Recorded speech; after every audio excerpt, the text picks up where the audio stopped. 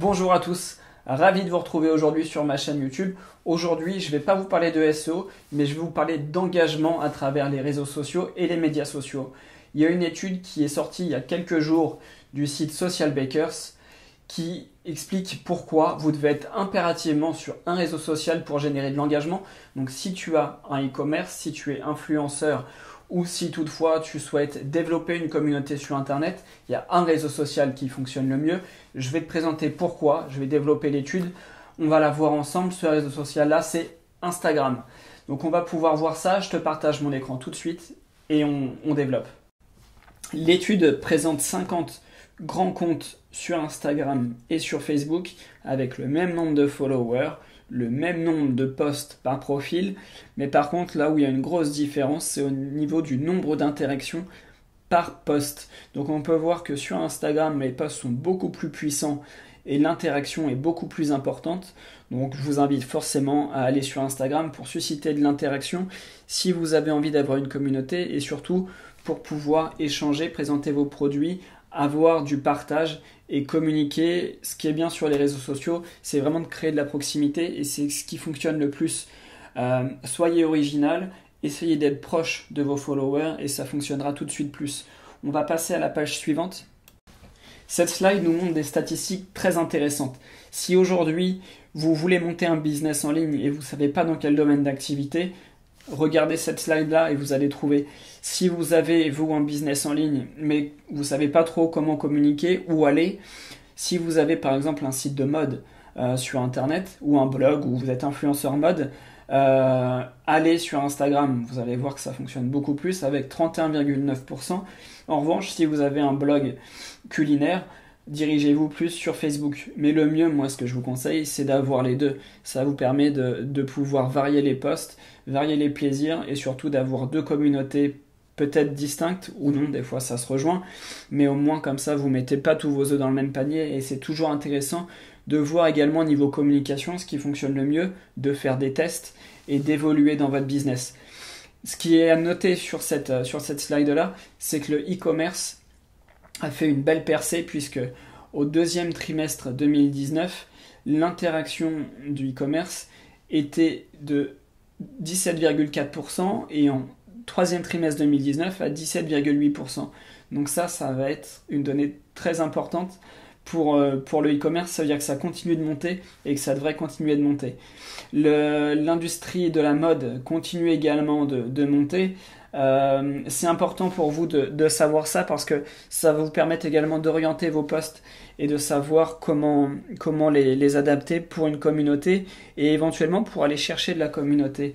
Si vous avez un blog beauté par exemple, ou si vous êtes une fan de maquillage, n'hésitez pas à parler de mode également. Diversifiez-vous. Essayez d'avoir toujours un domaine de niche, mais ouvrez-vous et faites des tests. C'est très important et ça peut vous permettre d'avoir des belles surprises pour votre communauté. On va passer à la slide d'après.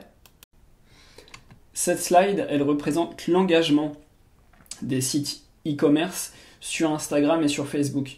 On peut voir que l'évolution entre le deuxième trimestre et le troisième trimestre d'Instagram pour le domaine du e-commerce est de 118%. C'est énorme. Sur Facebook, ça continue d'évoluer, mais à moindre rythme. Sur Facebook, la statistique est de 91,4% d'évolution entre le deuxième et le troisième trimestre 2019. Donc, encore une fois, on peut voir l'évolution et la différence. The place to be est définitivement Instagram. Donc, sur cette slide, on va pouvoir voir l'interaction qui fonctionne le mieux par rapport aux posts sur Instagram et sur Facebook. Ce qui fonctionne le mieux sur Facebook, on peut le voir là tout de suite, c'est les images, 70% d'interaction, les vidéos 17%, les liens 10%, les statuts 2,7% seulement, les live vidéos 0,2%. Sur Instagram, on peut voir que c'est les images, forcément c'est le réseau social numéro 1 pour ça, les vidéos et les carousels. À noter que les carousels, ça fait pas longtemps que ça a été mis en place. Si je me trompe, n'hésitez pas à me dire dans les commentaires. Mais au deuxième trimestre 2019, le pourcentage était de 9,4 et là on passe à 13,9. Donc c'est vraiment en évolution et c'est à noter. Sur cette slide, on peut voir la performance du contenu post par post. Alors, Sur Facebook, on voit que les vidéos sont en large évolution, les vidéos en live. On voit que les interactions sont beaucoup plus nombreuses. Les images, ça augmente également, mais moins fort que les vidéos. En live, les vidéos sont également en augmentation. Les liens, eux, stagnent. Les statuts sont également en augmentation par rapport au deuxième trimestre 2019. Pour Instagram, le carrousel génère beaucoup d'interactions, on peut voir une belle augmentation. Les images, eux, sont en diminution, donc c'est assez étonnant, mais c'est à mon avis dû à l'arrivée du carrousel. Et les vidéos, eux, sont en très forte augmentation sur Instagram. Je pense que vous devez diversifier forcément vos médias et voir également faire vos propres tests par rapport à votre niche pour voir ce qui fonctionne le mieux. J'ai terminé la présentation de cette étude qui était très intéressante. J'ai pas présenté toutes les pages parce que cette vidéo est thématisée sur l'engagement sur Facebook et sur Instagram. Donc si jamais tu veux télécharger cette étude et avoir toutes les données et les étudier tranquillement, je te mets le lien dans la description. Attention, il faut laisser ton mail. Donc tu t'enregistres sur leur site et tu pourras télécharger directement le document sur leur site. Moi, j'ai créé un article de blog sur ce sujet, donc je vais te mettre le lien juste dans la description. T'hésites pas à me donner ton avis et à me donner éventuellement, si tu veux, tes réseaux sociaux et les mettre dans les commentaires. On pourra étudier ça et on pourra regarder un petit peu les niches qui suivent la chaîne et ça pourrait être intéressant pour nous d'étudier également votre contenu pour voir ce qui fonctionne le mieux et ce qui fonctionne le moins. Les tests marketing sont toujours très intéressants. Cette étude m'a permis, moi, d'évoluer dans ma vision des choses et je pense que je vais me mettre à Instagram dès maintenant.